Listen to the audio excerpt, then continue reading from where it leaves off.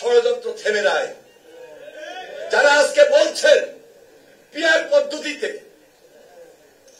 পদ্ধতিতে তারা নির্বাচনটা দেখতে চান, এটার ভিতরে অনেক ষড়যন্ত্র লুকিয়ে আছে।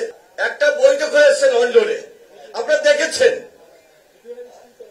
তারেক রহমান সাহেবের সঙ্গে বাংলাদেশ সরকারের উপদেষ্টা প্রফেসর ডক্টর মোহাম্মদ ইউনূসের বৈঠক জাতিকে মনোবল দিয়েছে, সাহস দিয়েছে, দেশের মানুষ খুশি হয়েছে।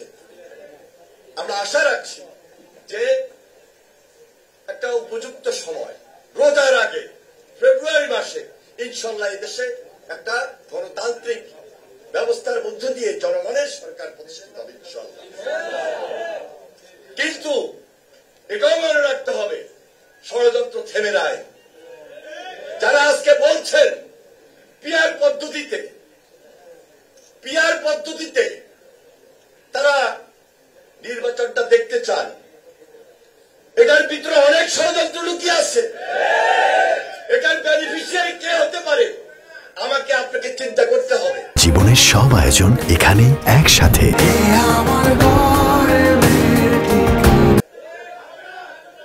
আজকে যদি পিআর পদ্ধতির কোন এই ধরনের কথাবার্তার মাধ্যমে কেউ সুযোগ পায়, সেখানে ফ্যাসিস্ট সেই সুযোগটা সর্বপ্রথম পাবে। এই সুযোগ বাংলাদেশের মানুষ দিতে চায় না, দিবে না। কারণ তাদের রক্তচক্ষুকে উপেক্ষা করে, তাদের অত্যাচার, নির্যাতন, গুম, খুন সবকিছুকে মোকাবেলা করে 17 বছর আমরা আন্দোলন করেছি, সংগ্রাম করেছি। সর্বশেষ জুলাই আন্দোলনে শহীদ হয়ে সেই শিশু বাচ্চাটা, সেই ছাত্র, সেই যুবক, সেই সাধারণ মানুষ, সেই আমার নেতা, সে আমার কর্মী, সবাই আমরা আমাদের অনেককে প্রাণ দিয়েছে। আমরা জেলে ছিলাম, ডিবি অফিসে ছিলাম, ত্যাগ স্বীকার করেছি।